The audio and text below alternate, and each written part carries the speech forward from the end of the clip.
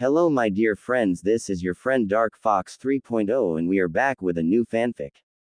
What if Naruto built an unstoppable harem with Hinata, female Haku, Tenten and Fu, and unlocked a hidden power?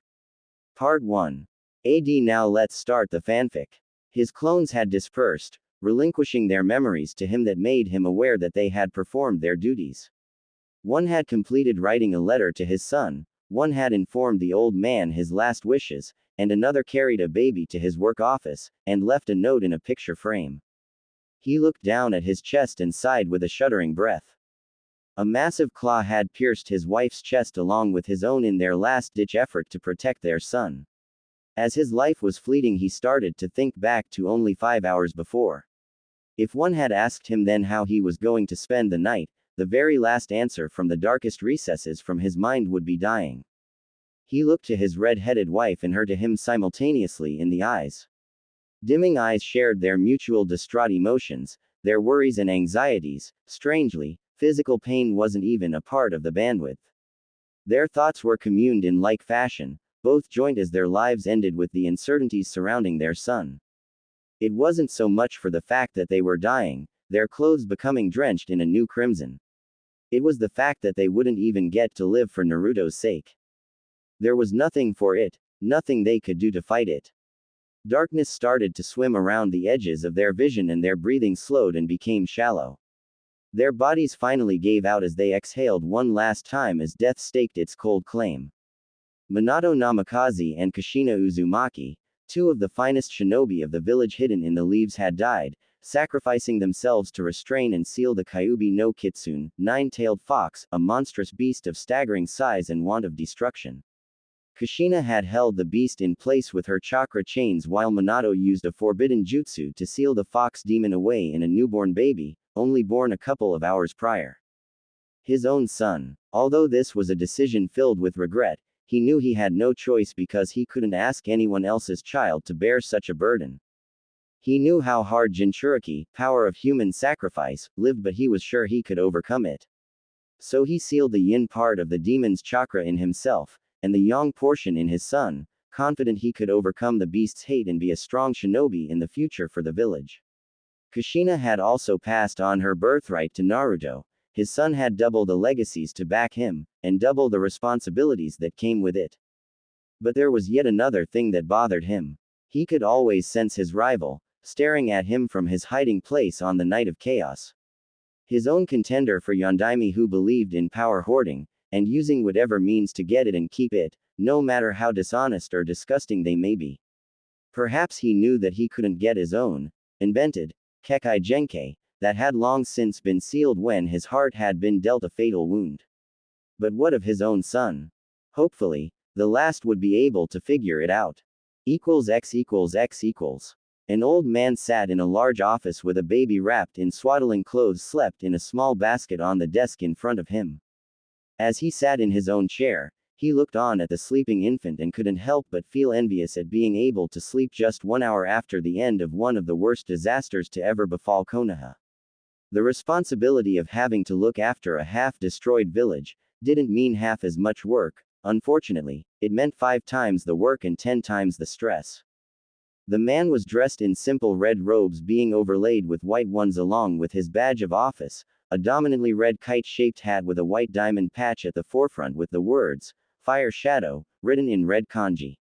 His face being the only exposed area of his outfit showed a tanned, wrinkled face that had a few liver spots complemented by a gray goatee and crow's feet around his eyes. However, it seemed that he had gained a few more wrinkles to add to his ever-growing collection. Hiruzen Sarutobi was tired. No, he was burnt out. Everyone had a load of shit on their plate, but he seemed to have the biggest portion by far. He gave a weary sigh as he thought over his problems while he looked at the peaceful infant. The village is practically destroyed due to the Kyuubi's attack. We don't have much funding to fully rebuild, not to mention the loss of valuable lives of shinobi and civilian alike. And there is that council meeting tomorrow and I have to step back in to take control of all of this. And to top it off, Minato-kun and Kushina-chan are dead. They were the most this village had to offer to intimidate the other villages so they don't restart another war, plus the fact that their fame helped to bring in clients that kept this village afloat with funding. For one who was dubbed by the monikers, the god of shinobi, and the professor, he didn't know what to do. I'm getting too old for this shit, he sighed. Suddenly there was a sharp knock at the door. Oh great. Just what I needed. A distraction, he muttered before loudly announcing for the visitor to enter. The door opened to reveal one of his Anbu captains. He was characterized by gravity-defying gray hair, a mask that may have been a part of his shirt that extended from behind his flak vest to the bridge of his nose.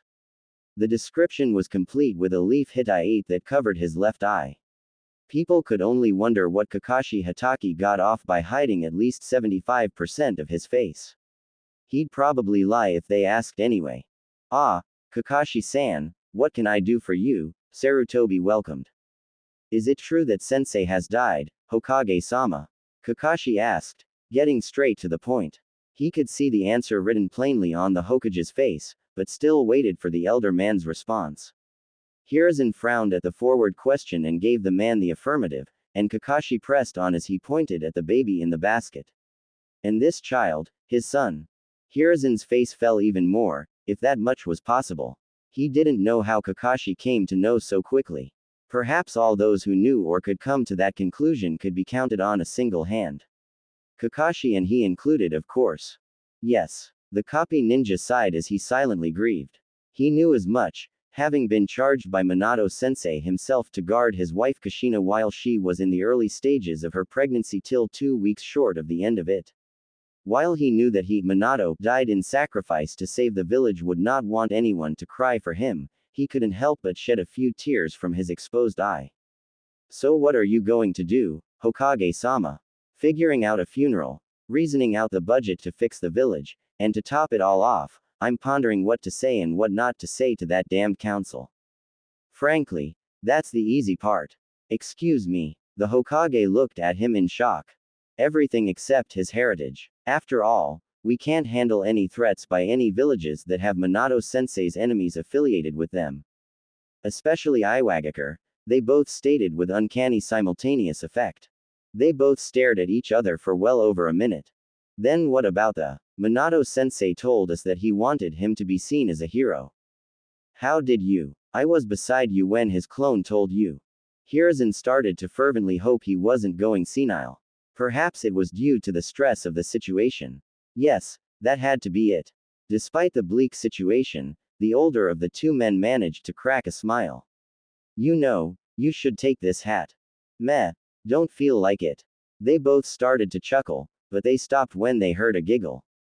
They looked around but then they heard it again coming from the basket. As they looked at the baby inhabitant who was giggling as it clutched a cheap-looking necklace that the copycat ninja recognized as Kushina's. The necklace was merely a string running through a small wooden necklace with the words Uzu one side and a red and white swirl on the other. The child giggled again and the previously crestfallen Hokage couldn't help but smile wider. He couldn't help but think that things might get better after all. The third fire shadow sighed as he stepped into the meeting chamber. It was going to be a long day. Looks like he was wrong about things getting better. Not that it started out peachy anyway. The council men and women of the shinobi and civilian factions had all gathered. All those who had survived the previous night anyway. A particularly nasty thought ran through his head as he thought about Mebuki Haruno. He briefly entertained the notion that she might have perished during the Kyuubi's rampage, but all hopes fled when he saw the woman's stoic face from behind a council man's head when said man shifted in his seat. Sarutobi could only think that a beast in great want of destruction had literally missed certain people who would not be missed, least of all himself. Did the damn creature actually kill the rest of the likable people in the village?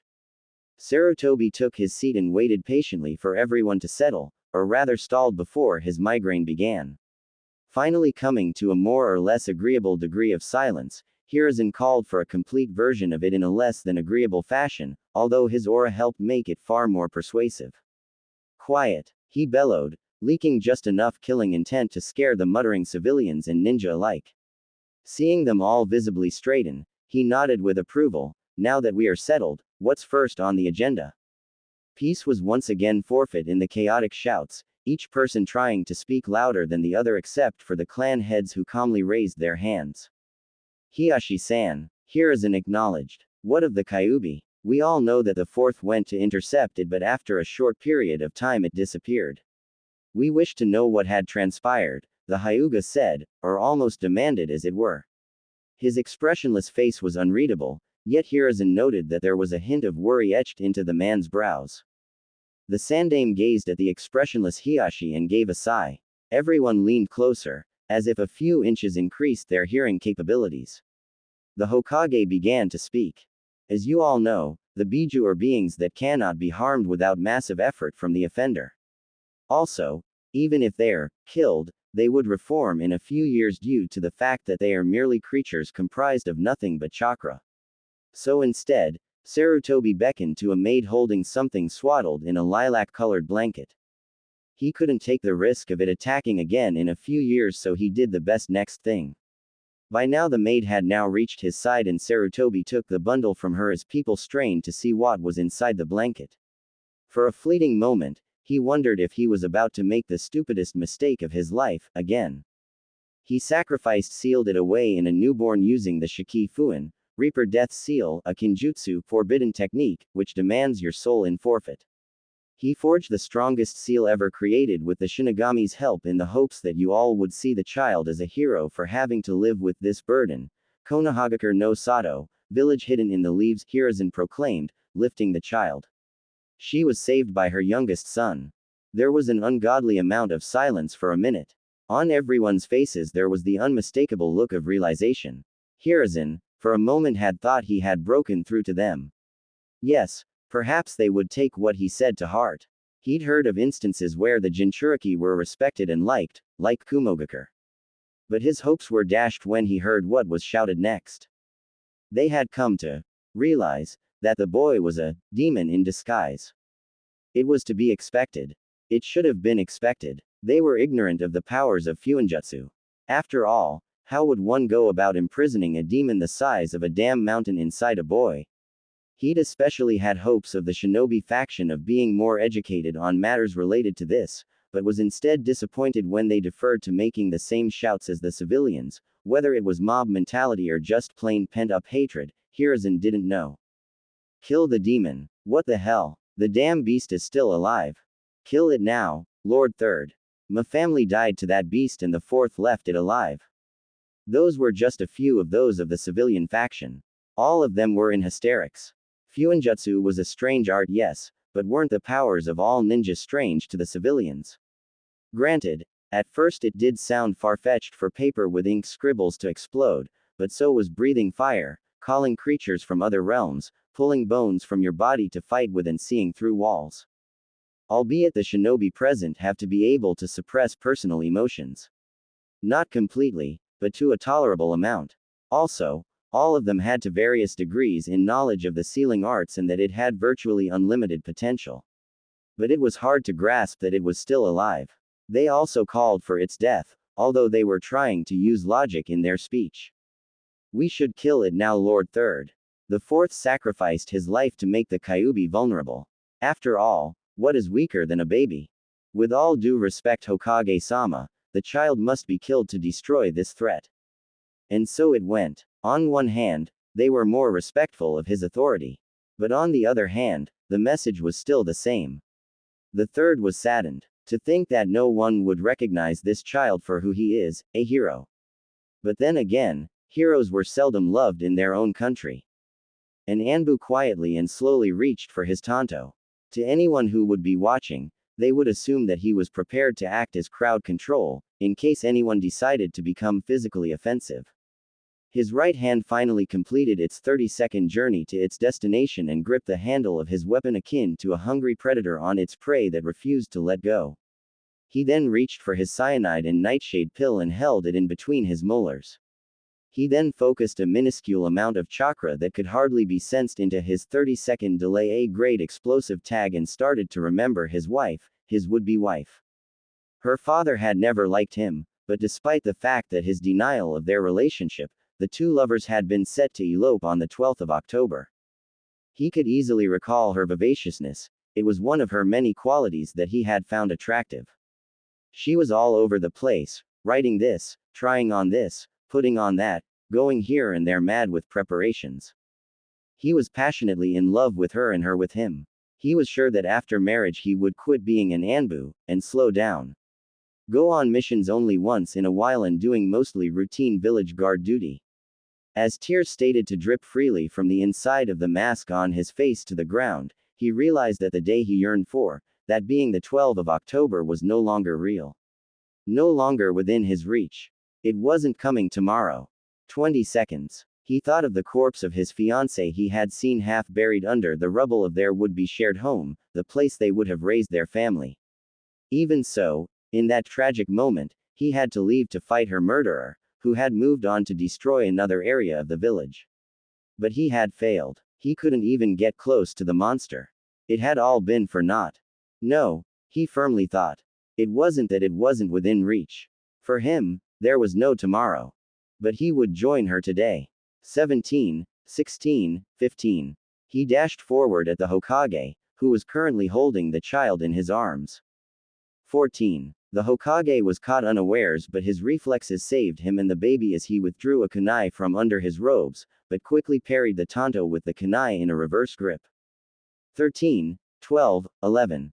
The god of shinobi channeled chakra into his blade and cut the tanto in two, and the offending Anbu leapt back from the Hokage, sliding back in a prepared running man stance, already starting to charge at Sarutobi once more. The other Anbus watching the fight were surprised at first but got over it as they hurled multiple kunai and shuriken at the offender that struck and embedded themselves in his flesh, particularly his heart, lungs and stomach. His sprint slowed to a run, then to limp, then to a pained crawl, still moving towards the old man holding the bane of his existence.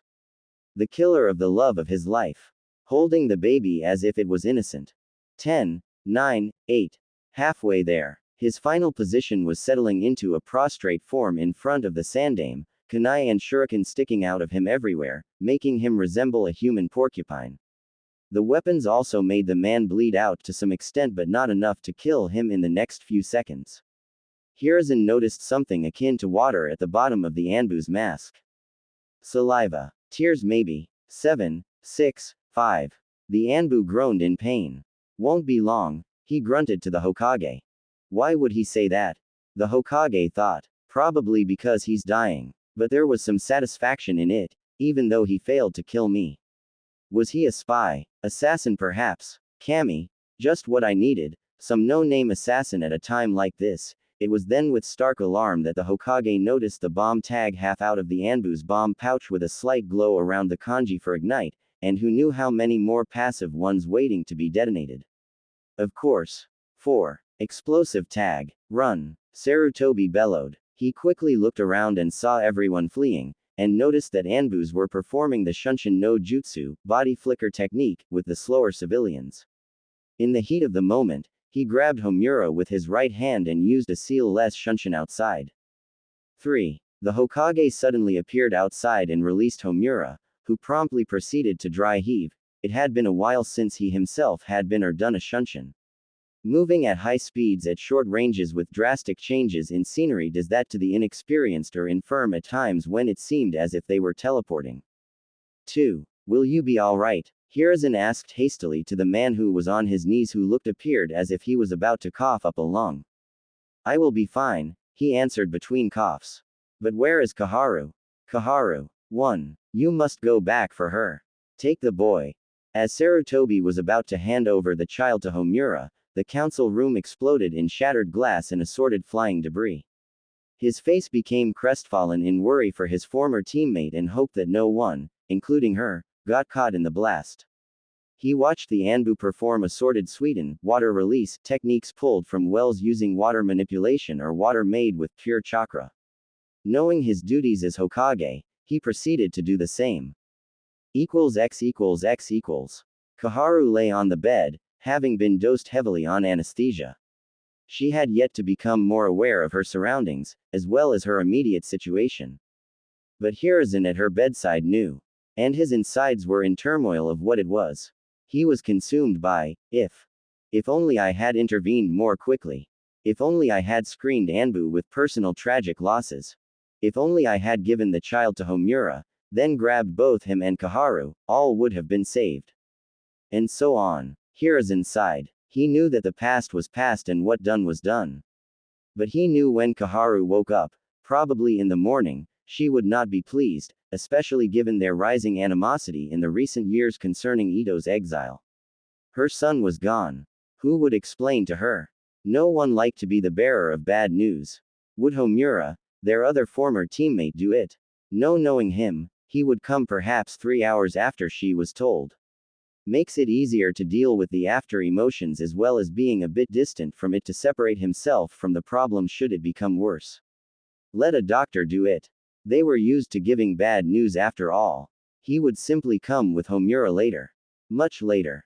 What a shitty week. Was a warm day in November in Konohagakure. Just a typical day filled with birds singing, people socializing with each other through games like shogi, eating contests or just relaxing.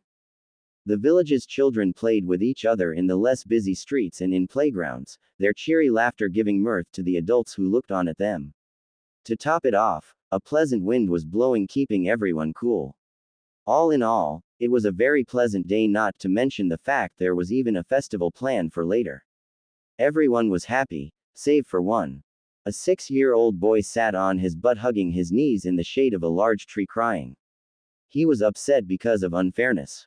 His spiky sun-blessed hair was dirty and unkempt that drooped a bit over his crying cerulean eyes. His whiskers that exaggerated his emotions when smiling, grinning or frowning served to single him out from the crowd and ostracized him wherever he went. He was wearing a black t-shirt with a pair of small shorts complete with shinobi sandals. All Naruto Uzumaki had wanted was a turn on the swing in the playground. He didn't go for someone who just went on. He just went to a girl who had been swinging for a good 15 minutes. After all, give someone else a chance, no. The girl just looked at him and threw a begging fit to stay on a little longer, and her outlandish behavior tagged her as a very spoiled little girl. What she couldn't beg for, she cried for. When that didn't work, she screamed. Naruto, trying to defuse her, told her that he could wait a little more. Sure, he said with a high wattage smile. Pleased with her victory, she stayed on the swing for another 10 minutes before he asked again. Cue crying. This attracted her father's attention, who was conversing with his wife on a nearby bench. He looked over to see the bane of Konoha with his precious angel, and she was crying. In all honesty, even Naruto at his age knew that the developing situation didn't look good. Oi, demon brat, get away from my little girl, you! He shouted, already looking for a stick or rock or something to punctuate his sentence with on the boy's person. He finally found a rather large branch and rushed at the boy, determined to defend his daughter. Before he could hit the boy, however, 2 members of the Konoha police force, clad in their typical robes complete with their clan crest, a red and white fan, appeared out of thin air, grabbed him by the wrists and shoulders, and then all 3 disappeared. About 10 seconds later, one returned and started to escort Naruto away from the scene. He was already familiar with how they operated, and just let them handle him however they wanted. The man's wife, however, let Naruto know how she felt about the whole situation. You damn demon, look at the trouble you've caused. First you pester my child, get my husband arrested. What next? Are you going to get me killed next? Why don't you just die and let us live in peace? This, spawn of the Q. That was as far as she got in her rant as another operative of said force appeared behind her and landed a cuff on the nape of neck, driving it upwards to the back side of her skull, effectively knocking her out. He then proceeded to grab the still crying girl and then disappeared with the 2 females in a swirl of leaves. The remaining patrons of the playground didn't dare do anything while Naruto was escorted away by the first. Nothing that could get them into trouble anyway. Glaring and upset whispering was not punishable by law. The miserable boy, no longer able to rein in his emotions, burst into tears and ran away from his handler into the woods. The Uchiha, deciding to give him some space, proceeded to shunshun away to return to patrolling. The boy pumped his short legs as fast as they could carry him. He had no real destination. It could be anywhere, so long as he could get away from the cold glares, angry murmurs and unfairness. The boy was about to pass a large tree under which he tripped on one of its great protruding roots at his top speed. All it served to do was to bring him to a complete stop from his adrenaline-enhanced run, physical pain compounded on his emotional one. He crawled over to the tree, and started hugging his knees, still crying. The immense pain in his ankles started to dull and then fade altogether. The boy, however, continued to cry for another 5 minutes, after which he laid on his side still hugging his knees. The ankle was sprained only for a few minutes. Looking up at the tree, he was lulled to sleep by its gently swaying branches in a hypnotic, rhythmic pattern. It felt lovely. He then fell asleep. X equals X equals.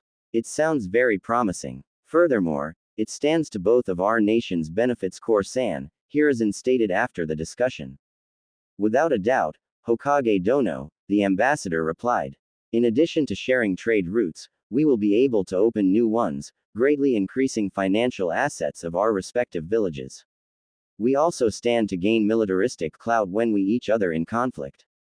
Excellent. The Hokage beamed. The council won't need long to deliberate this. It doesn't warrant much to ponder over, seeing that the answer is as plain as black and white. In the meantime, I trust that you will find your accommodations to your liking. You shall be able to stay as long as you wish, Sarutobi went on, a bit eager to please. The Kyuubi attack 6 years ago had put a seemingly bottomless hole in the treasury that desperately needed filling, hence the reason the Hokage wanted this treaty to go through. It was more or less, not that he would admit it to anyone. Much obliged, Hokage Dono. I certainly shall. At a discreet signal, 2 of his masked Anbus appeared. Anbu, please show our guests to their accommodations for the night. As the Kumo Nins left to be escorted to their hotel, the elderly Hokage smiled. This was his first true smile in 6 years. Finally, things were going to get better for the Hidden Leaf, they badly needed a win. Yet, somehow, it felt off. Like it was too good to be true. He hoped he was wrong. X equals X equals. It looks to me that the Raikage was right.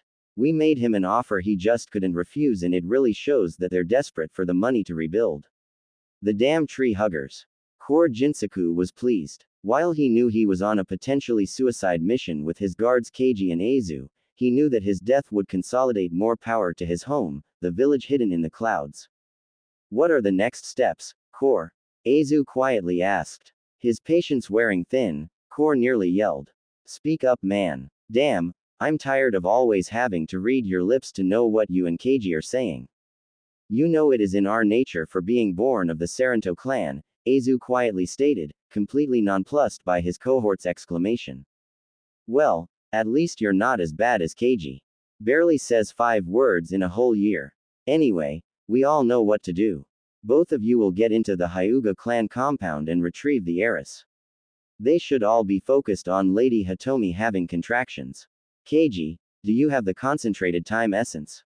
Keiji gave a small nod. Good. Keiji dropping the time essence in her tea, or even releasing it in the air in her room should cause her to have premature contractions. While everyone is fussing over her, we will acquire the heiress in the confusion.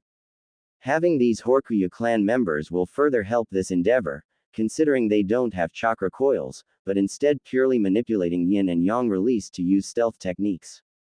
They should be, theoretically, invisible to the Byakugan dojutsu. Then Aizu will fetch me the girl and I'll use my swift release to get back to Kumo, leaving behind a clone with my cohorts to ensure we are not suspected, leaving at the time we told the Hokage. We will have the Byakugan, and Konoha none the wiser until it's well too late. We're heading out 1 hour after the festival starts. People not drunk by then will be halfway drunk, as well as almost all the shinobi off duty. That's our best time. Both of you shall approach the compound from the southeast forest. According to our intel, that area is the least guarded. Going with logic, should be even more so because of the festival tonight. Is that understood? Yes, Aizu affirmed, with Keiji nodding in his response. Very well. Lady Hitomi is having contractions. What? It's 2 months too early. Unusual, yes, but we have to get her to the medical wing. X equals X equals. Hey, went off without a hitch. Once I've crossed the border, Kumo will win. Core muttered. Keiji and Aizu will have gotten back to the hotel with my clone, looking reserved by morning, as if we don't know anything. As if. He laughed. He adjusted the drugged girl more comfortably for running before channeling even more of his innate swift release and took off even faster, practically faster than a blink. So fast that he noticed it too late. A stick of some sort had caught him in the face, right in the nose and broke it. Irk. The child flew from his arms into the air. Even in his pained state, he saw the child flying into the air and he panicked. He didn't progress this far in the plan, just fail because he ran too fast to notice a stick in his way. A stick. He followed through with that train of thought as he got up and ran towards the spot he predicted the child would fall, seeing its general trajectory. A stick from one of these local trees should be supple, scratching my face as it bent, not flat out striking me as if it were as inert as a thick branch or something artificial and man-made, like metal. Here his thought came to an abrupt halt as he saw the child disappear at the apex of its journey in the air, apparently due to someone or something's intervention. What? Who's there? He hissed in confusion, looking around wildly. Over here. He turned to the source of the voice animatedly, only to see a man sitting on a tree stump holding the toddler against their chest. Kor, getting upset, charged at the stranger with his swift release, but at the last second, his fist to hit a purple barrier of sorts. He drew back his fist and lunged with a kunai only for it to be harmlessly repelled to the side, the barrier only appearing when external contact reached within a few feet of the man. Hey, you mind not doing that? You might wake up the girl. He looked down at the girl, wondering how she hadn't awoken as yet. Oh, she's drugged. Kor tried to attack the man again, with each attempt ending in failure in everything but serving to get himself angry and frustrated. With his anger reaching its peak, he resorted to jutsu, almost uncaring if he hurt or killed the Hyuga heiress. Raiden. Jaibashi. Lightning release. Electromagnetic murder. Electricity flashed in deadly arcs from the Kumo ninja's hands to the man and surrounding area. Seeing the man still unharmed, he laced in 3 times the amount of chakra needed for the jutsu, for it to finally end in an explosion around the stranger. As the smoke cleared, Kor looked forward to seeing the man electrocuted and burned, but was instead treated to the sight of scorched grass and ground in a perfect circle around him. Are you done yet? Another voice, but similar, sounded behind Kor to see an identical replica of stranger standing 30 feet away from him. Shit. A clone. For the first time, Kor studied the man. He was dressed in a jet black trench coat with a hood over his head. His look was completed with a holster with a small stick in it 4 inches long as well as shinobi sandals. Wait, stick. Could that be the weapon that struck me? But it's too small. You want that barrier down, huh? Just kill me, and that'll release the barrier and disperse. How about it? The stranger said. He spoke in a deadpan voice, but ridicule was salted into it. It was obvious that he certainly didn't expect the Kumo nin to be able to beat him. Who are you? The stranger shrugged. Name's Ito, he said easily enough, as if he didn't really care much either way. Kor paused for a moment to figure if he could remember the name, but couldn't. Just give me the girl. Not as if she's your daughter or some shit like that. You don't know her. I know of her. You gonna try to take her back, or are you gonna walk? Ito sounded as if he really didn't care much either way. He'd actually want the man to stay. He had something that he wanted. At that, Kor took out his kunai and held it in a forward grip, studying the black-clad man's stance or lack thereof. You gonna make a move? Kor taunted. Can you fight? The stranger replied back. More mind games. Kor gritted his teeth. Die. Kor ran at the man at full speed, channeling swift release. With speed like his, the man will be dead inside a second.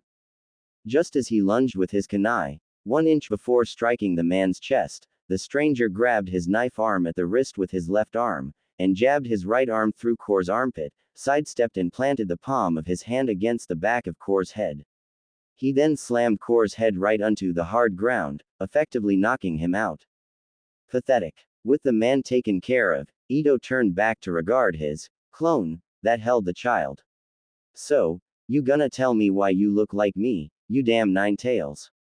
The man who held Hinata gave off a standoffish vibe, yet still on guard. You've never changed your wardrobe, and it's better to look like a crook than a beast running amok through the village, am I right? I came because I sensed a brain-sucking bastard hanging around. Better I take after you when I'm prepared.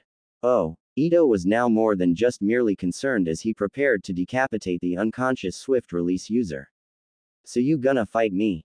Why the air you here? The disguised Nine-Tails demanded. The servant involuntarily shivered under her master's gaze, desperately trying to muster up the will just to speak clearly. We don't know, Hiyashi-sama, we have already searched the whole compound, the festival, the whole village. She is nowhere to be found. Hiyashi was angry. No, he was downright furious. Some third party had to be involved. There was no way a 4 on the verge of 5-year-old could be able to escape detection from the all-seeing Byakugan. But who? He couldn't call anyone to mind. If the child was really outside the village, there had to be foul play afoot. He couldn't call to mind anyone who would do this to him or his daughter, not anyone alive or locked up anyway. But even if they could have been there, they had no means of being able to sneak into a compound filled with people able to see through walls, kidnap his daughter and sneak her out of a shinobi-dominated village without the tiniest bit of suspicion. But what had happened and there was no undoing it. They had to pick up the pieces, relieve some Hyuga guards because of incompetence and find his daughter. Alright, that's enough Kuya, Hiyashi said in a huff to the nervous branch member as he made up his mind on his next option. Return to your duties. Hearing this, the frazzled branch woman was relieved as she had thought that she would have been punished for bringing bad news. While Hiyashi did not practice using the caged bird seal, like other main branch members, particularly the elders, he was unpredictable at times of great adversity, and this was certainly one of those times. He wasn't generally unkind, but he did look especially in the mood to be. X equals X equals. I am here to see the Hokage. His normally stern and flat tone and was marred with worry and anger, and likewise was his face. She allowed him to go upstairs and informed him to knock on the Hokage's door once there, and he did so with markedly more hurry than she'd ever seen a Hyuga in. Come in, the muffled voice from behind the door said. Hiyashi turned the knob and pushed it open to find the Hokage dressed up in a simple blue kimono. Apparently, the man was just about ready to leave himself to attend the festival. Hokage-sama, a moment of your time. I have an important request. You just caught me, Hiyashi, the wizened Hokage said coolly, though his mentality was rapidly settling into crisis mode. By all means, Hiyashi-san. What is it? The old Hokage inquired. My daughter's missing. I wish for you to locate my daughter, Hinata, so I may know her whereabouts, the slightly frowning Hyuga replied bluntly. But isn't this a clan problem? Even more so, this should pose no problem for the Hyuga's dojutsu. That is the problem, Sarutobi-sama. We cannot locate her within the village walls, dojutsu or not. It's. Hiyashi hesitated, trying to choose his next word, disconcerting. Well, this suddenly went from bizarre to upsetting. This is serious. It was an easy assumption that Hiyashi wanted him to use the crystal ball to find his daughter. Made more sense than mobilizing a couple dozen ninjas. Without the prompt being spoken, the Hokage got out the crystal ball and started the technique. Soon, an image of two men appeared, one of which held Hinata against his chest while the other held a man over his shoulder. The unconscious man on the shoulder was recognized as the ambassador he was speaking with earlier. Hiyashi and the Hokage saw the one with Hinata about to knock at the door that the two black-clothed men stood in front of. However, the man with Hinata hesitated, and seemed to argue with the other before then poising to knock. Where is that? Hiyashi asked. It seems familiar. Is that our door? Both Hyuga and Sarutobi froze. At the same time of the image of the man knocking at the door, they heard a knock at their door. Both Hiyashi and Hiruzen shared an uneasy look, and the Hyuga nodded to him as if saying to let him in, not as an order or request, but as a plea. The elderly Hokage then flared his chakra twice to tell the hiding Anbu in the room of a potential threat before he welcomed the men inside as clearly as he could manage. Come in. The door pushed in to let the two men in, along with their human baggage, but the one who carried Hinata entered in the lead. Hiruzen took in their description thoroughly. Wearing a black trench coat not unlike Ibiki's, with black full-length pants along with black shinobi sandals, some sort of kanji he couldn't see clearly. He also wore gloves that exposed the tips of his fingers with protective metal plates on the back of the wrist. The man's head was covered by a hood that was complemented by a face mask that came up to the bridge of the man's nose, and his eyes were shadowed by the hood of his clothes. Both men were similar in appearance, leading the Hokage to believe that one of them was a clone of the other. "Who are you?" Hiyashi asked the hooded man tensely, bordering on the edge of threatening. The man, either not noticing the tone, or ignoring it, replied in an even tone. "Just a hungry man passing through. I was looking for something to eat when I saw this guy and decided that, he tried to think of a lie, if only for the Kyuubi's sake, intervene. He didn't mention his own name either. Just the mere mention of it would draw every single Anbu in the area to try to kill him. Furthermore, given by how vague he was, everyone realized that he didn't care to tell them his name, and chose to ignore that fact. Explain yourself. We wish to know what transpired," the Hokage requested, now calming, seeing the mysterious man is no longer a threat, not now anyway. His Anbu were still on standby, but he didn't tell them to stand down. He himself wasn't relaxing either, and he was sure that Hiyashi was the same. "Simple. Your daughter," he gestured to the sleeping girl, "was kidnapped by this man." He nodded at the still unconscious man, "and I stopped him before he reached the border. Judging by," he said, "Kumogakure was just after the Byakugan dojutsu." Hiruzen interlocked his fingers in interest. "Could you describe what happened?" "We stopped him. That's all you need to know," the clone said, speaking for the first time. The clone then handed the sleeping girl to her father, who cradled her to his chest relieved.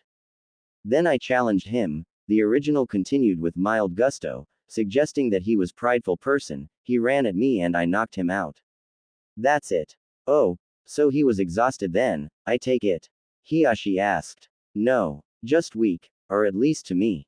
He only used 1B ranked Raiden technique, and was a user of swift release." Both Hiyashi's and the Hokage's eyes widened at this relation, though the latter didn't allow his surprise to show as much as the former. Knowing of the incredible speeds that came with this release, as well as the added perks that came with having a Kekai Genkai, plus the fact that it was a certainty that the ambassador was a skilled shinobi. The man before them was powerful. Period. "Seeing as you intervened in our favor, I take it you're affiliated with Konoha then?" The Hokage asked almost rhetorically, trying to look for anything that could tell him of who he is. Or was. The stranger stroked his chin in mock thought. "Nope. Ain't got no allegiance, especially to this village. To be honest, it's my least favorite." A missing nin. Hiyashi was alarmed. His Byakugan activated, ready to act. Also on their own way of thinking, before Hiruzen could cue them otherwise, the Anbus in the room leapt from hiding and attempted to incapacitate the strange man. Attempted to. A magenta-colored barrier appeared in front of the clone and the unmoving man that electrocuted the two Anbus into unconsciousness. The men looked down at the Anbus briefly before back at the Hyuga and cage. "Konoha is such a grateful village," the clone said sarcastically. Maybe I should have helped Kumo after all. They appreciate guys like me up there. I'm just a good hack." He laughed for a moment, wondering if he even believed the words that were coming out of his mouth. "Fire shadow, rein in your animals. I can still sense them, they don't like me much." At ease. At the Hokage's order, everyone relaxed. Hiyashi stared at the man for a few seconds more with his Byakugan active before deactivating it. "But then why help us? I want to know why. You don't know us, work for us, or even against Kumo. You had no reason to," Hiyashi said, trying to get over the fact that the man disabled two Anbu without even moving. Among his many other off-putting characteristics. The clone his head in apparent curiosity. "So you'd prefer I assist Kumo, I take it?"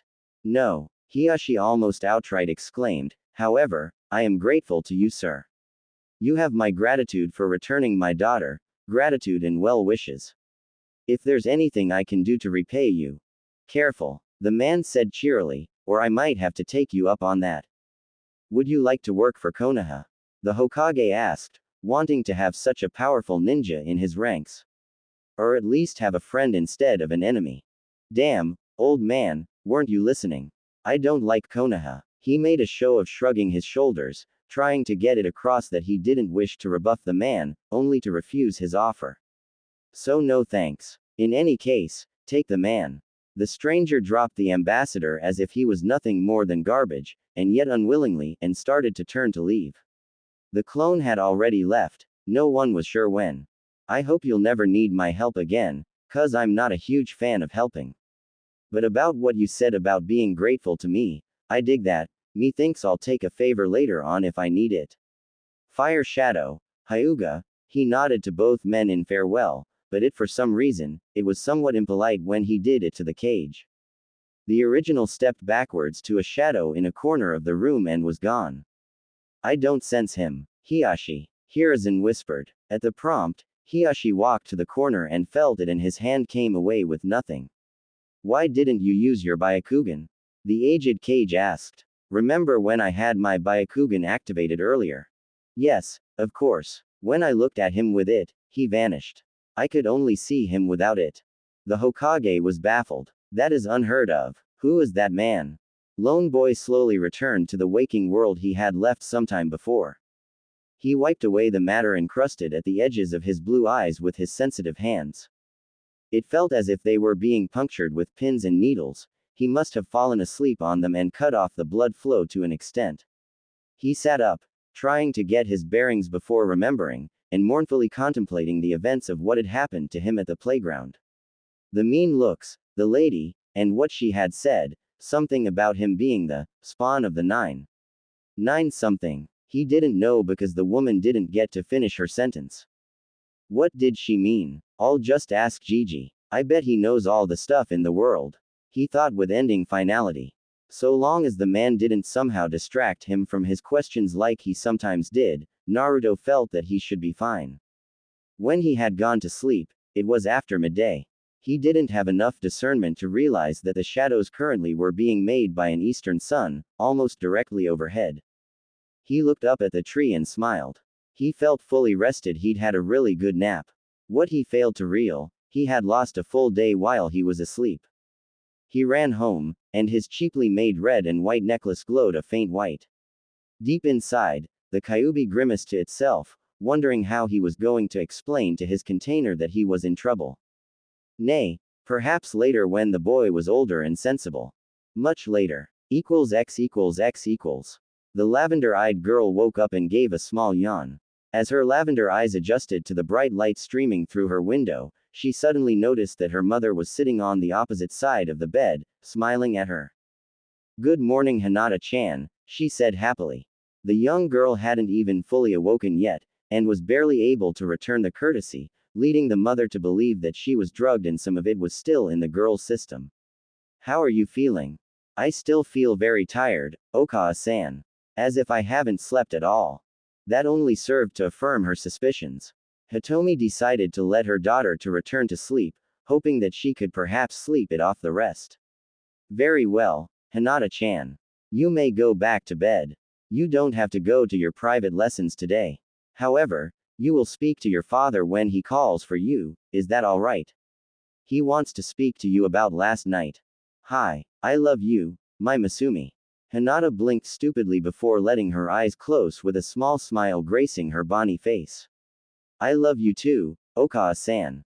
With that, Hitomi left the room. By herself now, Hinata thought it was strange that her lessons were not to be taken today. She had them every day for an hour, beginning promptly at dawn. They were unavoidable, except on special days of celebration in the village or her birthday. So why was she being allowed to return to sleep? She allowed the question to niggle her mind for a bit before ignoring it. With her head on the pillow, and the pull of slumber almost already too strong, she was close to getting knocked out with sleep. Absent-mindedly, her last hollow thought was that she felt she could recall something animal-like trying to protect her from something. And a lot of arguing. Didn't this happen last night? Wait, didn't her father want to talk to her about last night?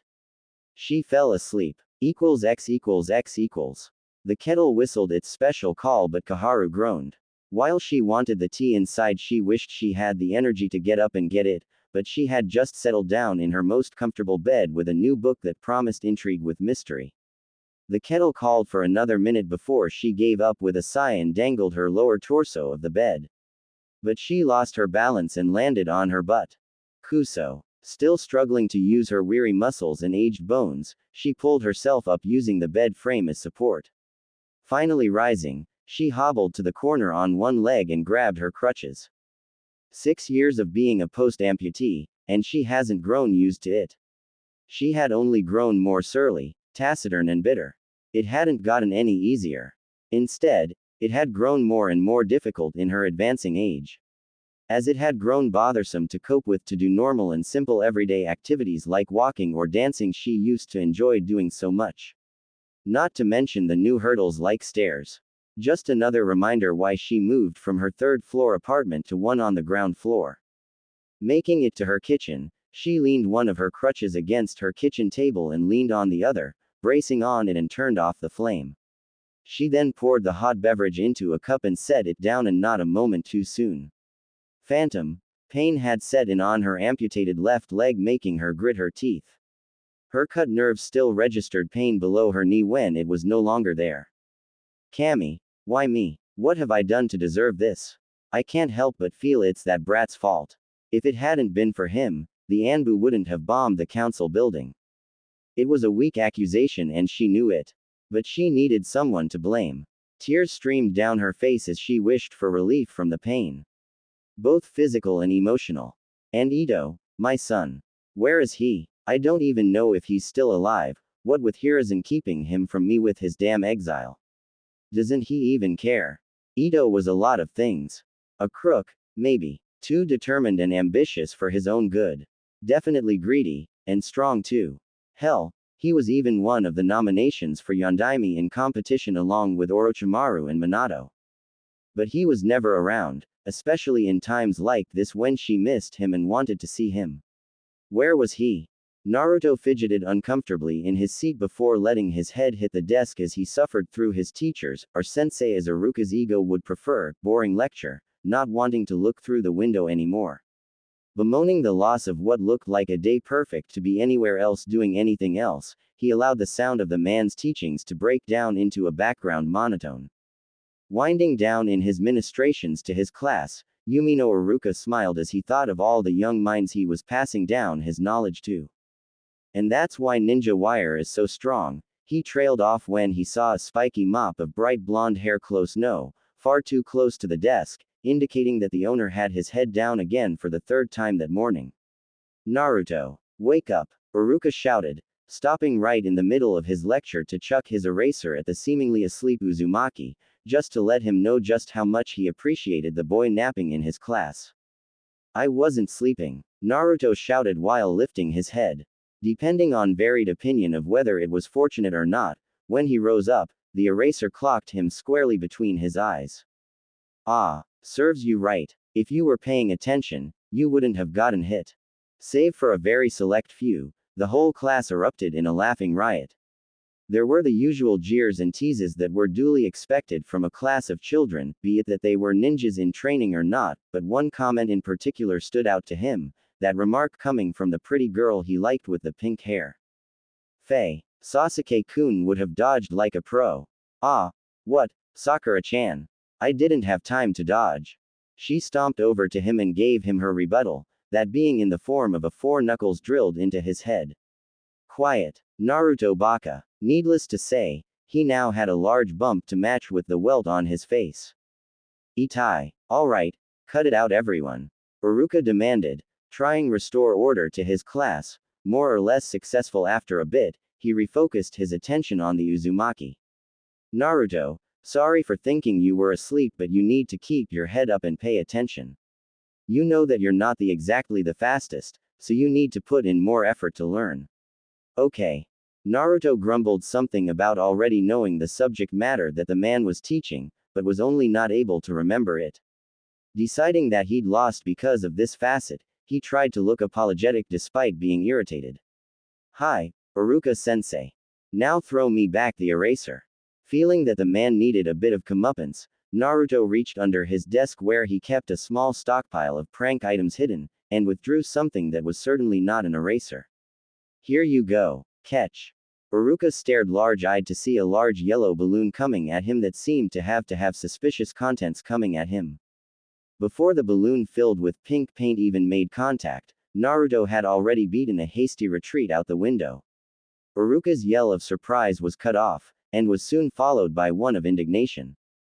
Pink paint? Naruto, I'm gonna get you for this. Uruka yelled, exasperated as he tried to smear off some of the paint off of his face with an equally paint-ridden forearm. The class stared at him, not knowing whether to poke fun at him at the risk of incurring the man's wrath, although Ino soon made a deliberate observation.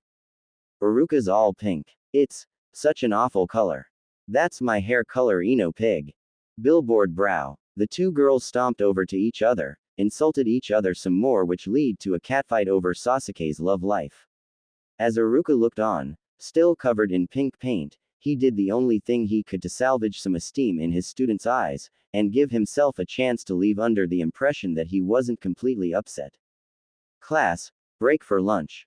Immediately, the class rushed past him through the door outside, and when the room was empty except for himself standing in pink puddle, he wondered if it was Naruto's specialty to make a class go from order to chaos.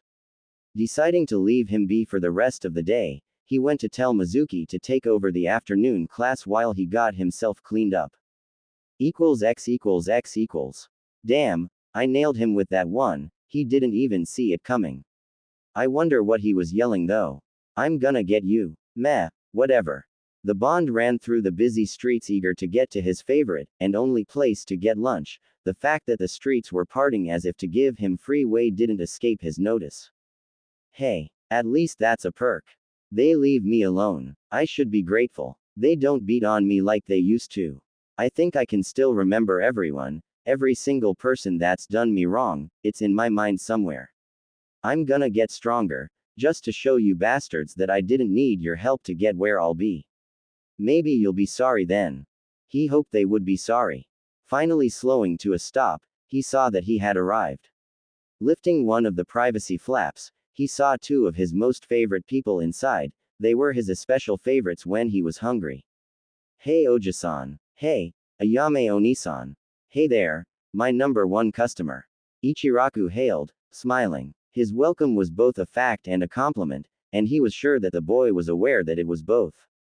Ayame beamed when she saw the boy coming, and did her best to ignore the fact that two other customers at the other side of the establishment leave when they saw Uzumaki enter. How are you guys? Naruto asked. We're doing well. You? The boy shrugged casually, knowing his own emotional turmoil but not wanting to share it. Oh, the usual. I got bored in class and pranked Iruka-sensei. Maybe I can top it tomorrow. Naruto gave the two of them a fox-like grin. Again? Ayame asked, sounding a bit displeased.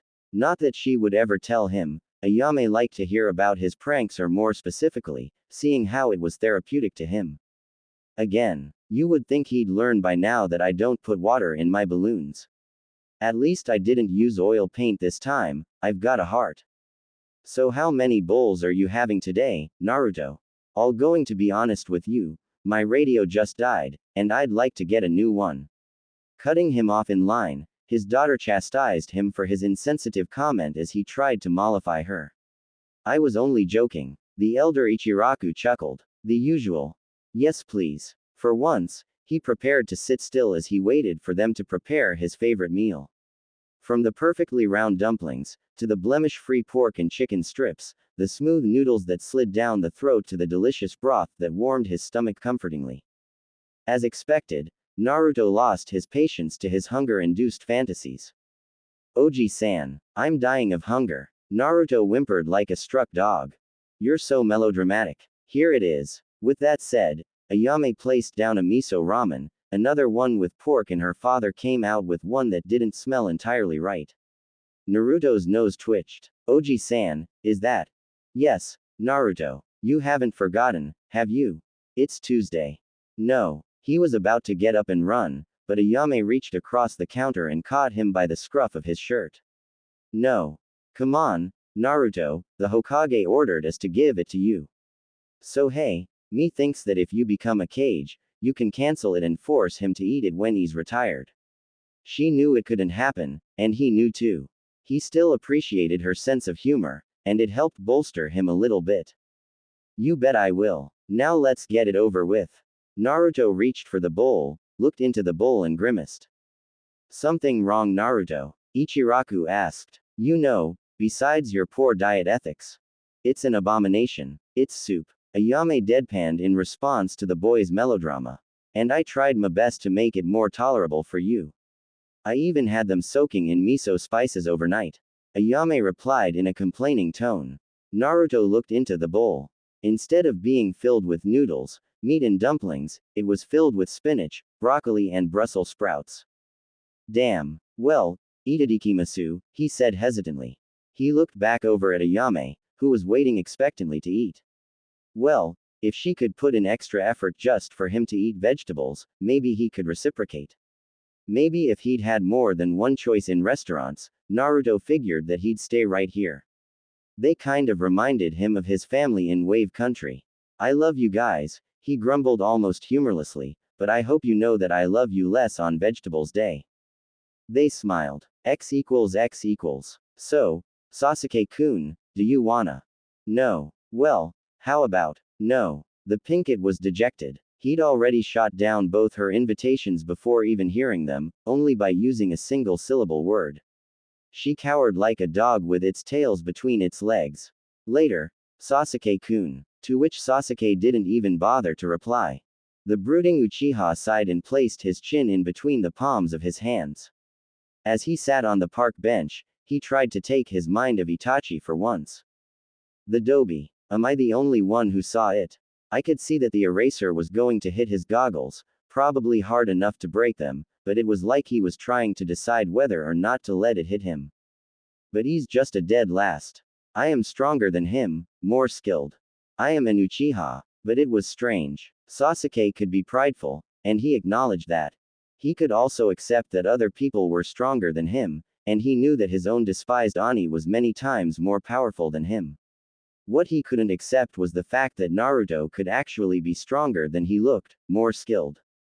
If it really is like what I saw, why not let it hit his goggles?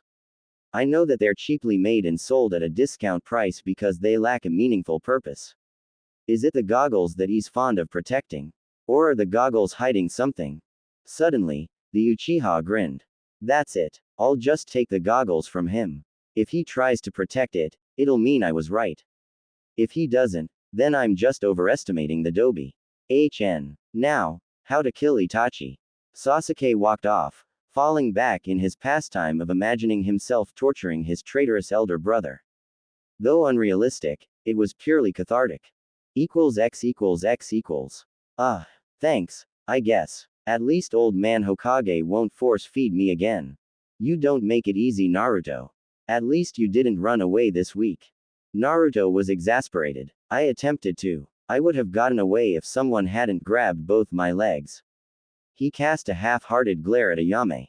He couldn't believe that the mild-mannered girl could or would do something as to tackle his legs to prevent his escape. Well, that's it. No more of that ramen, Dadbeo. Good thing I saved the best for last. The miso'll help get the vegetable taste out of my mouth. At least until next Tuesday. Tsuki smirked. I'll just stay home on that day then. Naruto was feeling smug. Do you want the Hokage to send someone after you again? Naruto shivered. The last person the man had sent was no joke. He'd woken up in the middle of the night to see an Anbu in a Neko mask had tied his limbs to the four corners of his bed.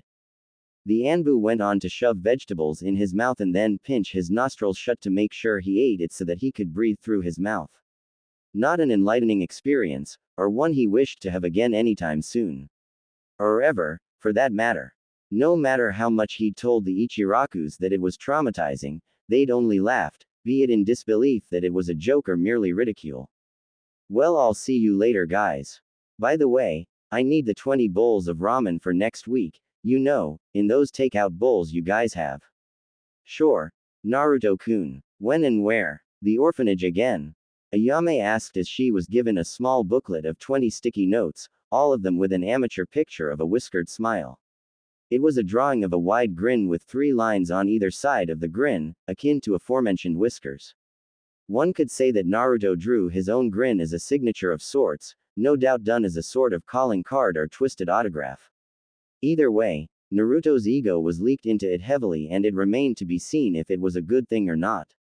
Since it's you Naruto, I'll do top of the line service. It's a priority, Tsuki exclaimed. Naruto-kun, really? This picture? The brown-haired girl asked, dumbfounded. There's nothing wrong with it. Later guys. And with that, he jumped off the stool and made his way home. So what's the picture of? The elder Ichiraku asked. Ayame chuckled and handed one of the pictures to him. He took it from her and peered at it. Heh, that boy is certainly eccentric. Still doesn't explain his attachment to that place, though. Naruto pushed open his door and sighed. Home sweet home. Is it, boy? You know it's in terrible condition. Hell, even those orphans you're trying to treat with the ramen live better than you. Tenten lives better than you. Why don't you go live there? Not only is it a pigsty, you're surrounded by people in this district who all hate you. Maybe we should run away again, it's worked out before. Oh, what, Kyuubi? Naruto answered in his mind, taken aback that he was being spoken to by his inner Biju. He was usually quiet. Isn't it your personal rule to only talk when I talk to you? And you know why I don't live at the orphanage. You're the reason. Besides, I'm not about to do something stupid. Do you take me for a fool? No, I take you for an idiot. What's the differ? Wait a minute. Goddamn Kyuubi. There was only a demonic sounding guffaw coming from the recesses of his mind. Naruto sighed. Sometimes, the Kyuubi was tolerable, like now. Helpful on rare occasions outside of when Naruto was asking for favors, but otherwise just a pain in the. Otherwise tended to be most of the time. Naruto walked into the kitchen and opened his fridge. Easy choice. Either water or milk. Sampling the milk, however, the choice dropped to one. He spat out the rancid milk directly into the sink drain in utter disgust. Bleg. I bought this milk 2 days ago. I'm just opening it. Kyuubi. He yelled inwardly. What's today's date? Do you know? The 28th. That's the. Naruto reached for his notepad that he always carried around with him and flipped to the part that was filled with names. Alright, shopkeepers, he continued to scroll through it. Found it. Says here that guy's name is Yoshiro Suhan. Wait, this is the 8th time that shopkeeper screwed me over. Is he hoping that diarrhea will kill me? Not very creative or likely, but it would be funny if it were possible, the Kyuubi commented. Shitting yourself to death. Hey. Trying his best to ignore the chakra monster's statement, the Uzumaki asked it for what it called on a coin flip. Spread a nasty rumor or just a normal prank? Naruto took a Ryo coin and flipped it. Rumor. Tails. The coin landed back in Naruto's palm. Hey, you won again. You've picked tails for the past, what, 9 times? 9 times. 9 tails. Is that some bizarre coincidence? Bullshit. I think you're manipulating the spin somehow. You've gotta be cheating. The beast was nothing if not mock surprised. The nerve of you. Interrupting his line of speech, he felt something foreign pass through the seal. No, a crack. It wasn't actually a good thing, it was actually an eroded seal that he himself had made to help put a block on Naruto's eidetic memory. Things that had happened not worth remembering couldn't be held back anymore. Alright, enough of that. Remember what I told you about the seal? The bitch finally broke. Get in here. It's time. I gotta take it off before you turn retarded. No, I mean more retarded. Naruto grumbled. There is just not a chain long or big enough for me to do things that you deserve, you bastard. Despite saying this as if he was in a light mood, he was actually the complete opposite. I could feel it. I could start remembering some stuff recently. Like my birthday beatings, but in flashes. And some dude dressed in black that I'm supposed to kill. I thought I had more time. I don't wanna remember all that.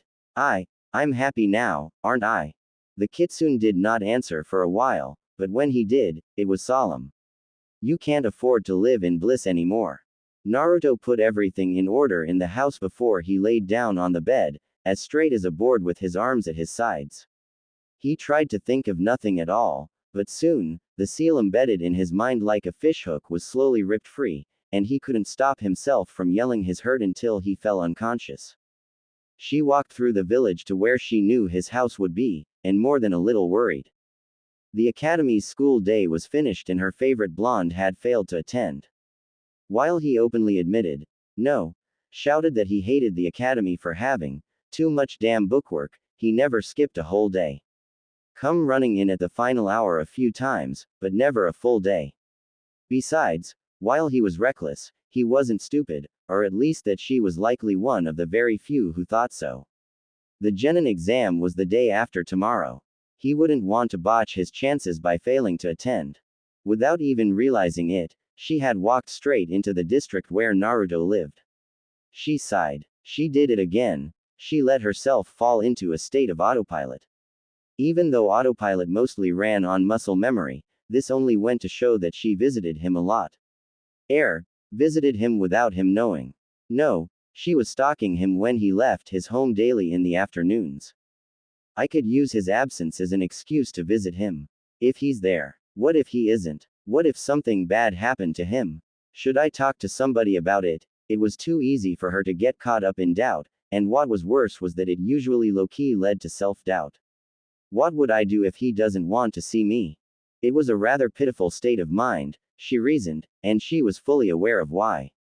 While she was pressured to be a perfect heiress for her clan, especially the elders, she got some constructive help from her mother as well as her father from time to time. She did not have any ambitions such as becoming the head of the clan, nor her sister, and this detracted a lot from her drive to perform well. As for Hanabi, she merely wanted to be the first of the Hyuga capable of incorporating elemental chakra into the Jukin, gentle fist. It was presumed impossible, but that was the primary, and ironic, reason why Hanabi wanted to be the one to do it. Neji was even being considered to be a fallback heir, being born so close to the main branch as well as being a prodigy of the gentle fist style in more than 5 generations. But he was particularly cold. He seemed to have some vendetta to everyone but his parents. Perhaps only he knew. Perhaps the cause of her shy personality and self-doubt could be due in no small part to him. Suddenly, Hinata found herself in front of Naruto's apartment building and she sighed. She had been on autopilot again. However, this poor mental reflex seemingly sabotaged her by leaving her to try to actively think about what her next move should be. When a while had passed, she realized that she had been standing as still as a statue with her hand poised to knock for more than 10 minutes. What if he doesn't want to be disturbed? She pondered using her Byakugan. It seemed like the safest solution. If he's doing anything that seems important, I won't disturb him. If he's casual, I'll knock and request admittance. She formed her unique dojutsu hand seal. Byakugan. Her dojutsu immediately pinged into use with veins bulging around her eyes, enhancing her eyesight with the extra chakra. That must be him in the bedroom on the bed. Is he sleeping? Maybe I should just leave. But she looked on a little longer. Something felt off. She knew that Naruto did not take afternoon naps. He was too hyperactive for that. Besides, he would have been training at this time. And why was he lying down in that position, akin to a dead man? And his chest wasn't moving. It was as if he could be, well, dead. That was when she finally processed that last thought. Dead. No. With that, all self-issues went out the window and hesitancy be damned. She took a step back and rammed the door. The lock easily gave way out of the dry rotting door jamb, but the privacy lock and chain held fast. She rammed it again and the lock came out with a piece of the door's wood stuck to it. She rushed into the bedroom and gasped, seeing her crush lying stock still on the bed. Naruto-kun. She was about to burst into tears when she noticed him take a small breath and exhale. Now relieved, she became embarrassed to practically breaking and entering his home when he was only sleeping. She stood and waited a little longer, trying to match her breathing with his, just in case he was actually having difficulty breathing, as she wasn't up for checking him physically, she'd probably just pass out. Inhale. After taking a deep breath, she watched and waited patiently to exhale when he did. Despite having taken a deep breath, she was still forced to exhale after a minute, and it was only for a while later before he exhaled. Something's wrong. His breathing's still much too slow even for sleeping. She checked his pulse at his neck and timed it.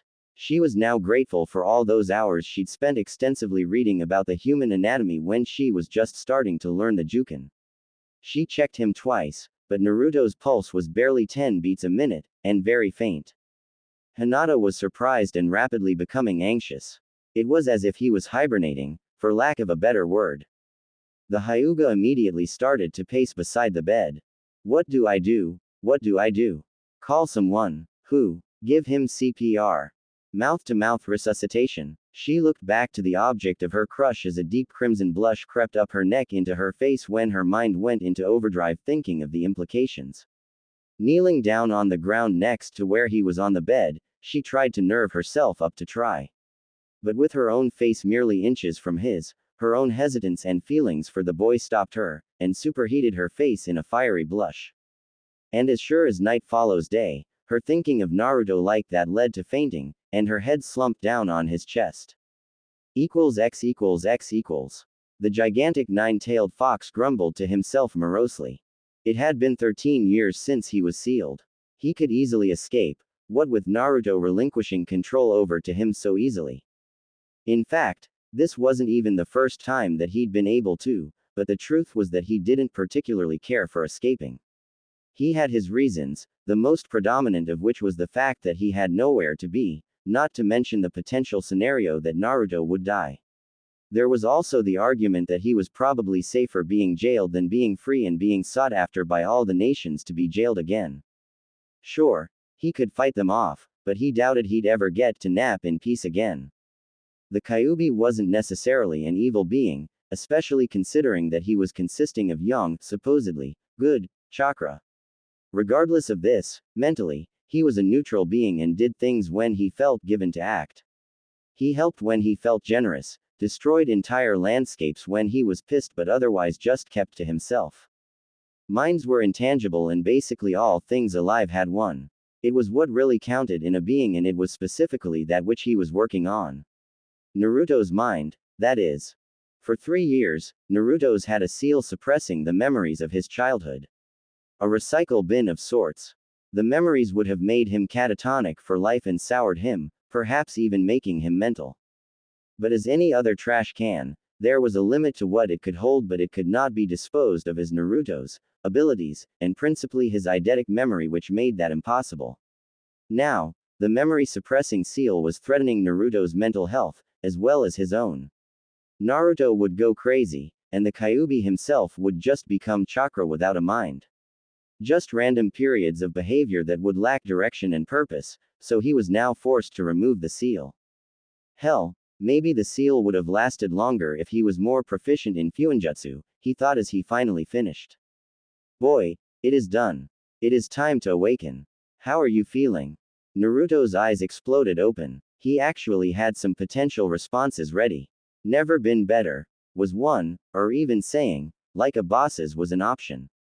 What he hadn't counted on was Hinata kneeling on the floor next to him with her head on his chest, completely unconscious.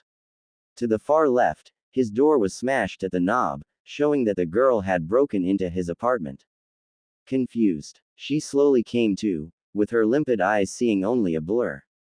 She blinked as her vision became focused, trying to get her bearings. That's not my bedroom ceiling, she thought when she stared up above her. Wrong color. Had cracks, definitely not hers. Where was she? Are you awake now, Hinata-san? She looked around frantically, searching for the owner of the voice all the while still trying to figure out where she was. Probably tired of seeing the girl rubbernecking in her efforts to find him, the voice spoke again. Right here. She leaned her head all the way back while lying down. She now saw Naruto sitting behind her head in a chair adjacent to the couch she was in. Naruto-kun, she yelped, hurriedly getting up. She now remembered what had happened. Naruto seemed on the brink of death, but now he looked as fit as a horse. I was check, visiting you. Immediately her fair complexion went for a scarlet one. That's fair. So, what? You knocked, but when I didn't answer, you decided to break it down. He queried, pointing at the damaged door. No. IGG got worried when I saw you on the bed not moving. I was concerned.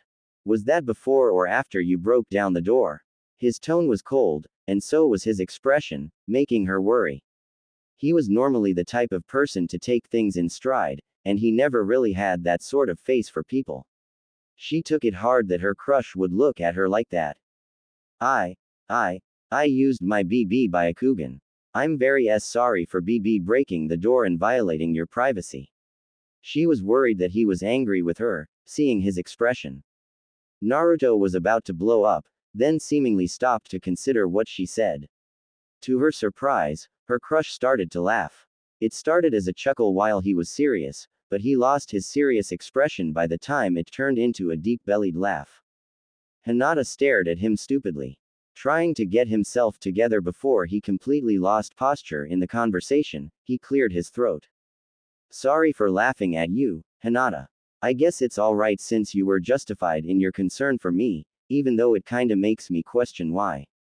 The truth is, here he choked and looked away, for someone to be concerned for me or even visit besides old man Hokage or the Ichirakus, or even if it were them, it means a lot to me. Thanks, Hinata-chan. He was so sincere that it was painful. Meanwhile, Hinata could hug herself in her joy and relief. He used the affectionate with me. He likes me. Outside of her head, however, her facial complexion had flushed so much that one would have thought that she was trying to impersonate a tomato.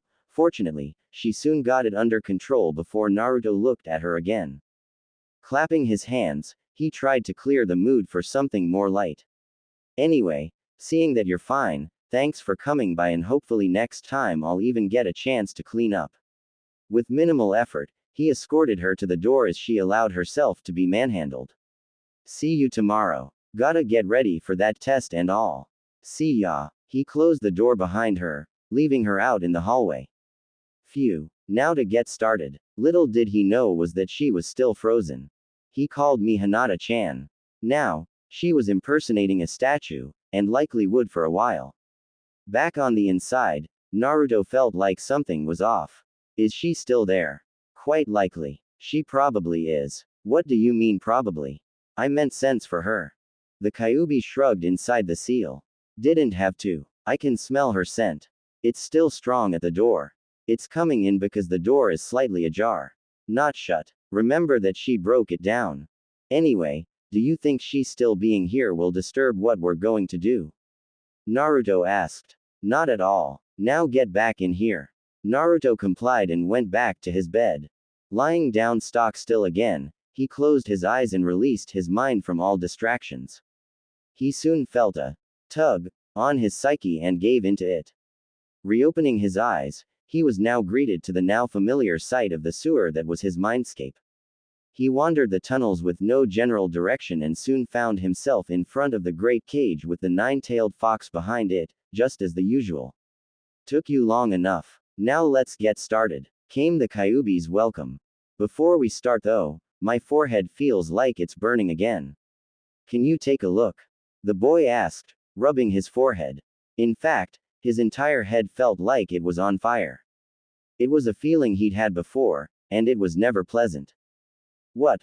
Like 3 years ago? The Kyuubi was concerned, but at the same time excited. It was like a scratch ticket. He wanted to know what Naruto would get now in addition to what he had now. Yeah, Naruto replied. Come closer. The boy stepped into the cage and stepped onto the Kyuubi's hand like paw. He then lifted the boy up to his eye level and looked at the boy with an observing gaze.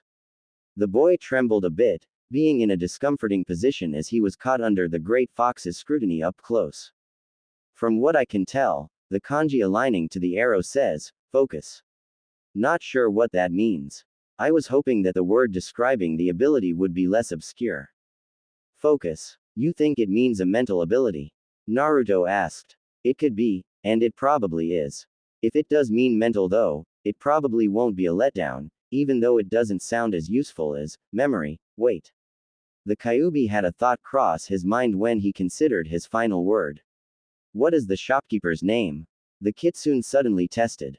Yoshiro Suhen. The boy answered. What's today's date? Yesterday was the 28th when we started, so today's the 29th. The boy's eyes then widened considerably. Of course. The suppressing seal is off. The boy gave a wide grin but soon frowned. I remember. Forgive and forget is once again impossible in your case, boy. You're now more mature to deal with the memories of getting your ass whipped by the village, anyway.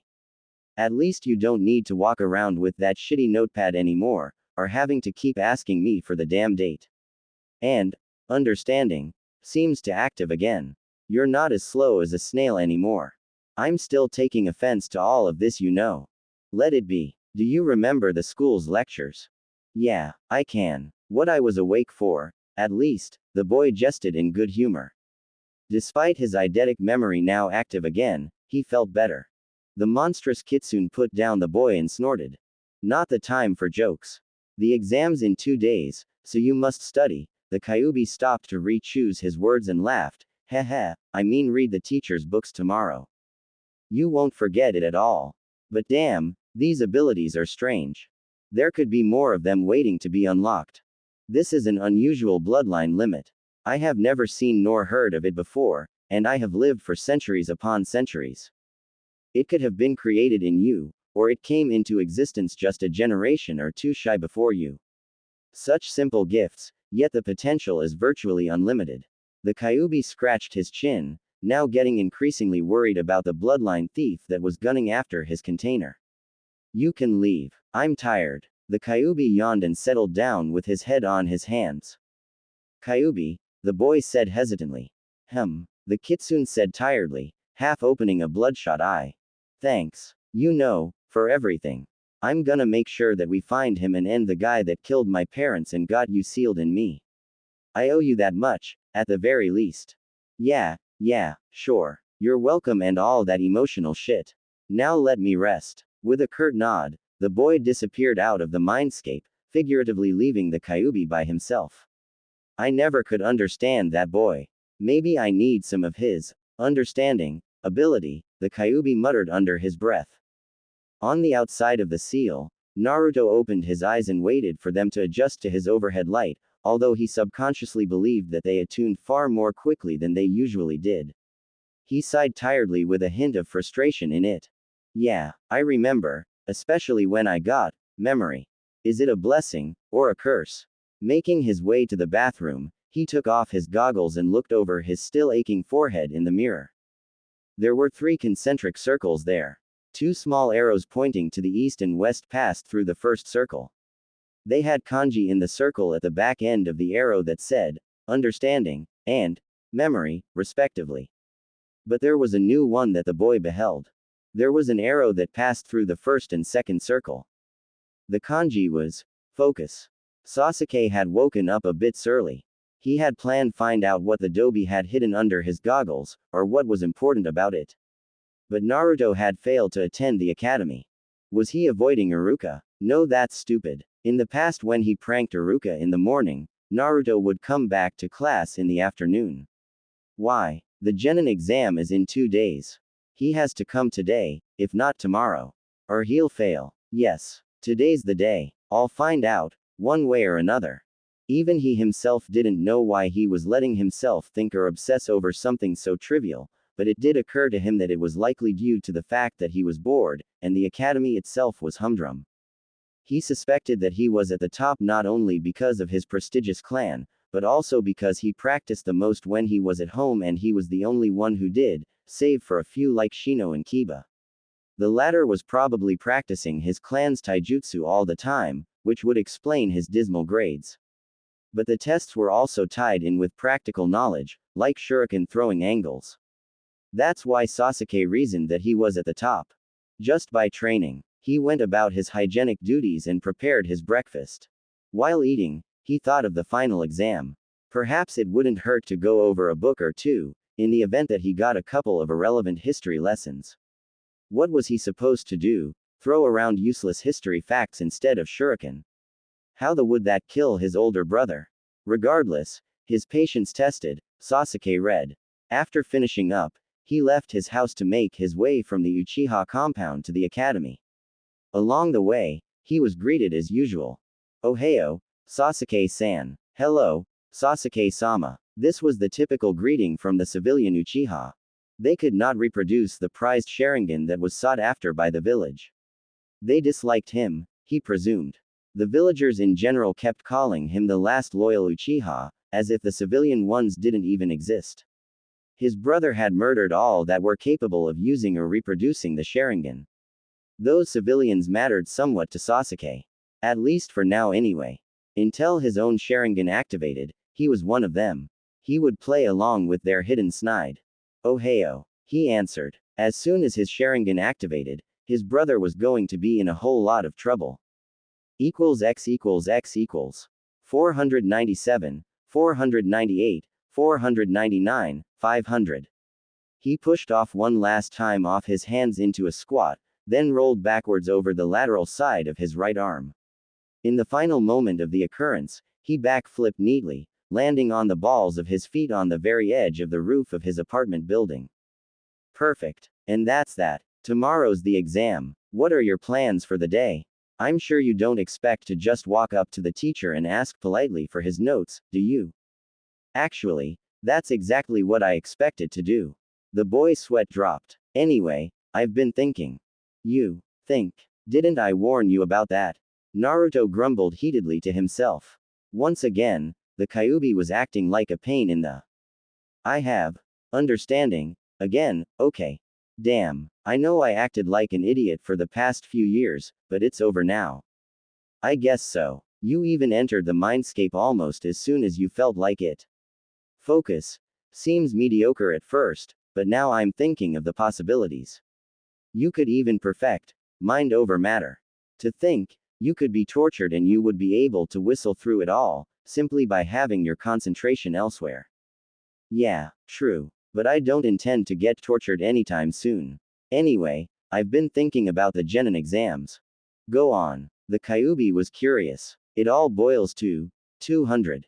At this, the Great Fox was confused. That didn't happen often, and certainly not within the past couple of years. He prompted the boy to explain, and Naruto obliged him. Exam results. Think about it. It all comes to 200. In the exams, they determine team placements by combined scores. They place the top 2 of the class with the bottom of the class. It's like a sum to 11. 1 plus 10 equals 11. 2 plus 9 equals 11. 3 plus 8 equals 11 and so on. I understand. The top 2 best in the class plus the last is like adding 100 plus 100 plus 0. As it gets closer to the middle, you would see something like 90 plus 90 plus 20 or 70 plus 70 plus 60. A sum to 200. In other words, Sasuke plus Sakura plus you equals shit. The Kyuubi now realized what his container was driving at. Yeah, it worries me too, especially having to go on a team with Sasuke, even though I really don't mind Sakura that much despite how punch-happy she is. But think about it. We could use this knowledge to manipulate who we could want as a team. Naruto was growing excited, but his mind did not wander thinking of the possibilities. Naruto went about his normal hygienic activities while he kept up the discussion. Let's see. Using numbers, without counting those ordinary civilian ninjas. They have nothing notable. They all average out each other. Sasuke, 95. Sakura, 95. Shino, 90. Hinata, 90. Ino, 80. Choji, 80. Shikamaru, maybe 30 or 40. Kiba, 20. Me, 10. Naruto snorted while Kyuubi laughed out loud. You had it coming, boy. What with falling asleep and truancy in the mornings and whatnot. You know it wouldn't have made sense anyway. My memory sucked at the time. True. But you could have taken notes. We're straying from the issue. By now, Naruto had donned his new outfit. It's safe to say that I, the Uchiha and Haruno will be a team. Inuzuka, Aburame and Hyuga will be on another and the last team will be a repeat of Ino Shikacho, being comprised of Yamanaka, Nara and Akamichi. Let's see. The members of Ino Shikacho are out. Besides, one's perpetually lethargic, one needs to constantly eat to store fat and has no stamina to support his weight in Ino, he grimaced. Gives blondes a bad name. Oh, as if you were any better. He ignored the jab at his intelligence. I don't want the stuck-up Uchiha on my team, and I guess I don't want Sakura on my team after all. That leaves Kiba, Shino and Hinata. You should definitely go for the Hyuga. She obviously likes you enough to visit you when no one else would. The Kitsune did not mention that the girl was infatuated with him though. He was content to let his container figure it out. He would simply count the days it took him before he realized, starting with today. It still didn't appear likely, and the Kyuubi low-key got the feeling that Hinata would have to yell it into his face. I guess that part about Hinata makes sense. That leaves Inuzuka and Aburame. Shino seems to be the most chill out of all of us, and he's pretty smart too. Kiba, now, he would probably be constantly fighting for dominance like his clan. They act like dogs, fighting to be the alpha. They imbibe it from their mother's milk or something.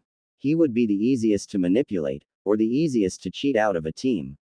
But if ends up on my team, it'd probably be a daily pissing contest with him. Sounds like a plan. Well, get going. You will have to talk to the mud before the day is out.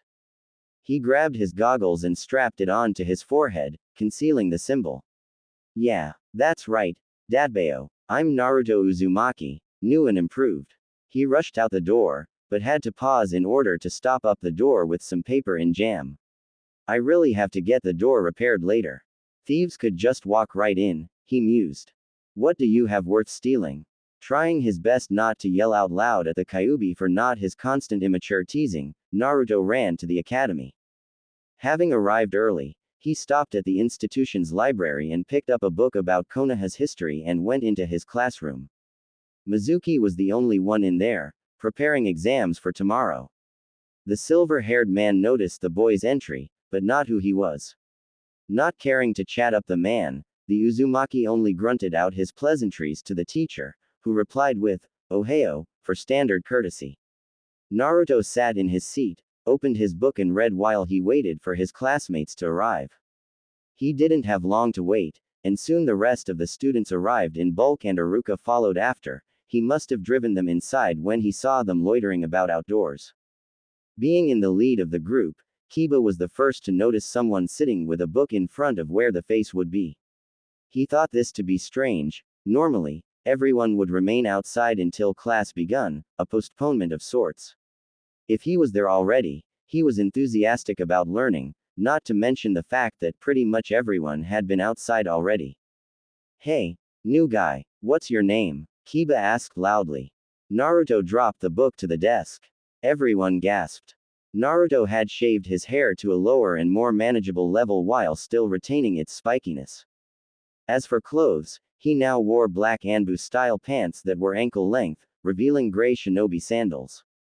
He also wore a long-sleeved midnight blue shirt that was zipped right up a close-fitting neck that had a bandana around it that was littered with red streaks throughout. The shirt itself had a hood that was currently down.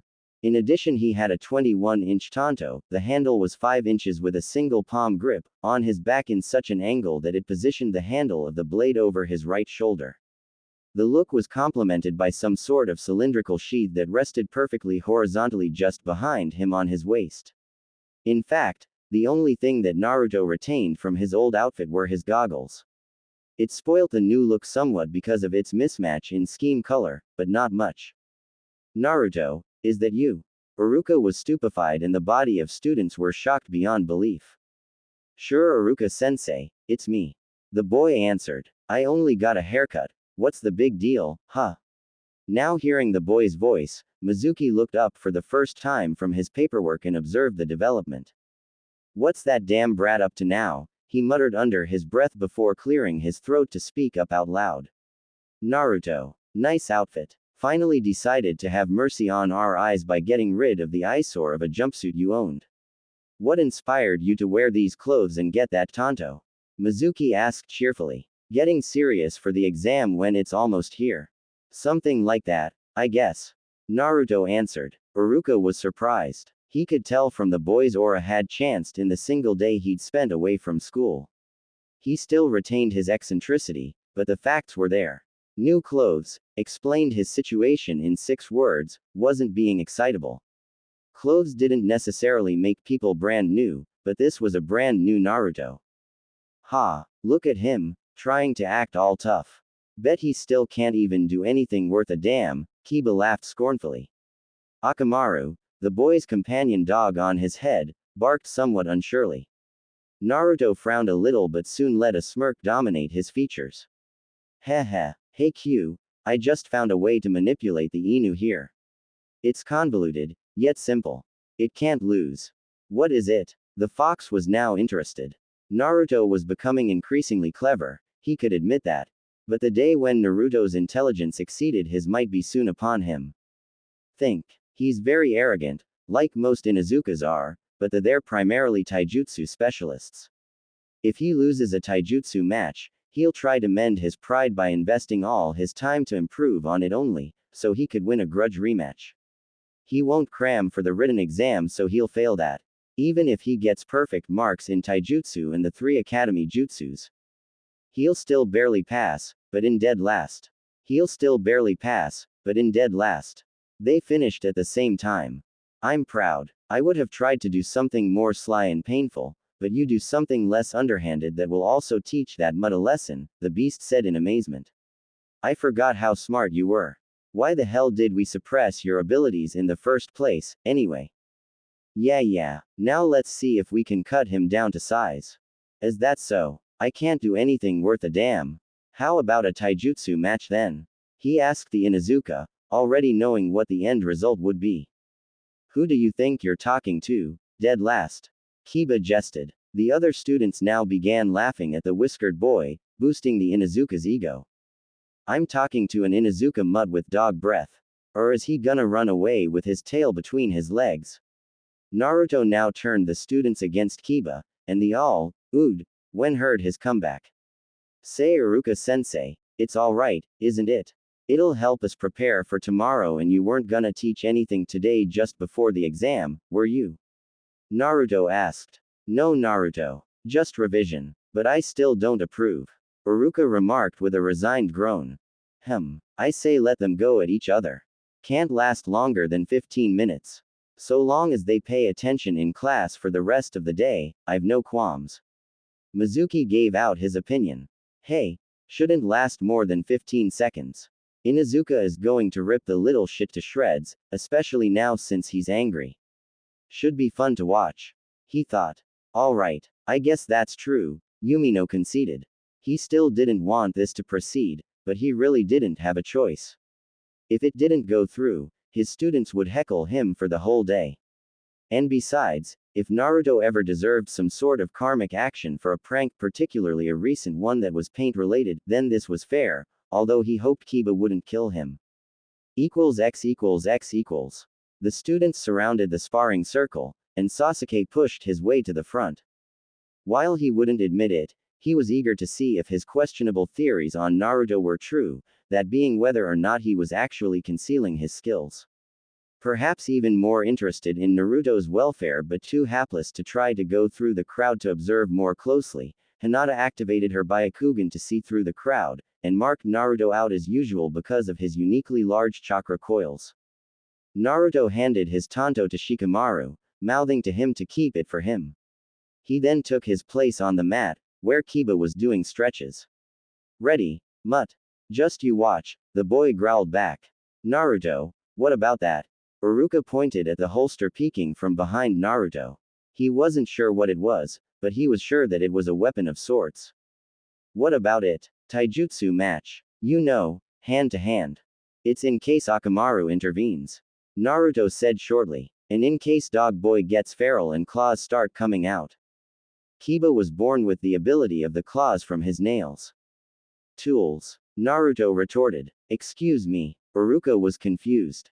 They're all tools which assist him, just like how a clan would have bloodlines and techniques like the Sharingan, the Byakugan, or Shino with his insects. They're all tools which assist them, as are my weapons. Naruto explained. As if I need Akamaru or my claws to beat the likes of you. The Inuzuka called.